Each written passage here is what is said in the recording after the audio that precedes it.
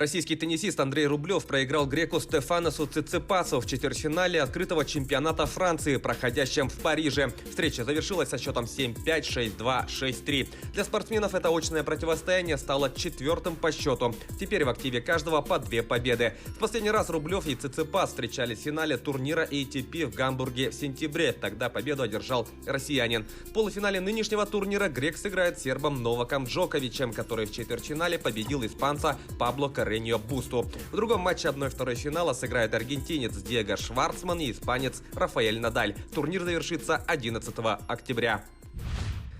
Сегодня футболисты сборной России проведут товарищескую встречу с командой Швеции. Матч состоится в Москве на стадионе Веб-Арена. Изначально игра должна была пройти в Стокгольме, однако из-за жестких ограничительных мер, введенных шведскими властями, было принято решение перенести матч в Москву. Болельщики смогут поддержать подопечных Станислава Черчесова. На днях УЕФА разрешила допустить к трибунам 30% зрителей от максимальной вместимости стадиона на матчах сборных и Еврокубков. Встреча со шведами станет контрольной проверкой команды перед играми Лиги наций. Напомним, в октябре россияне проведут 2 домашние встречи против турков и венгров.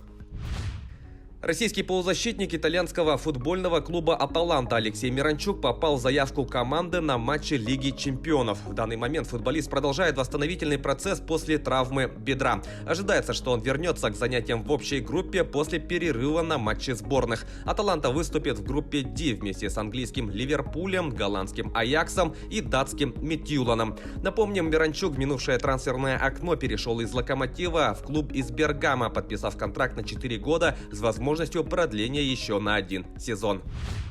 Баскетболисты краснодарского клуба «Локомотив Кубань» со счетом 79-85 уступили итальянской «Болонье» в выездном матче второго тура Еврокубка. Самым результативным игроком матча стал легкий форвард россиян Мандаугас Кузьминскас, набравший 20 очков. У хозяев площадки самым точным был Милош Теодосич, на счету которого 18 баллов. После 2 игр турнира «Локомотив Кубань» занимает 3-е место в своей группе, одержав 1 победу. Итальянцы идут на 2-й позиции, имея в активе 2 победы. В следующем туре российский клуб в гостях встретится с литовским Литкабелисом, а «Болонья» на выезде сыграет с испанской «Андоррой». Магнитогорский «Металлург» одержал победу над петербургским «СКА» в гостевом матче регулярного чемпионата континентальной хоккейной лиги. Встреча завершилась со счетом 4-1. В составе победителей отличились Юха Ламикко, Егор Яковлев, Сергей Плотников и Егор Коробкин. Единственную шайбу хозяев льда забросил Йонас Кемпайнен. Магнитогорцы занимают 5-е место в турнирной таблице Восточной конференции, набрав 18 очков. Петербургский клуб идет вторым на Западе, имея в активе 19 пунктов. В следующем матче «Металлург» на выезде сыграет с екатеринбургским автомобилистом, а «СКА» дома примет Сочи. Перейдем к событиям нашего региона. Масс-рестлинг признан самым популярным национальным видом спорта России. Результаты научных исследований Министерства спорта страны приводит портал «Спорт Якутии». Сообщается, что масс-рестлингом занимается более 12 тысяч россиян. На 2-й строке рейтинга оказался еще один якутский вид спорта – борьба хапсагай, которая объединяет порядка 7 тысяч человек. Тройку лидеров замкнула тувинская борьба хуреш, которой занимается около 6 тысяч любителей спорта. В рейтинг также попали и якутские прыжки, расположившиеся на 4-й позиции списка.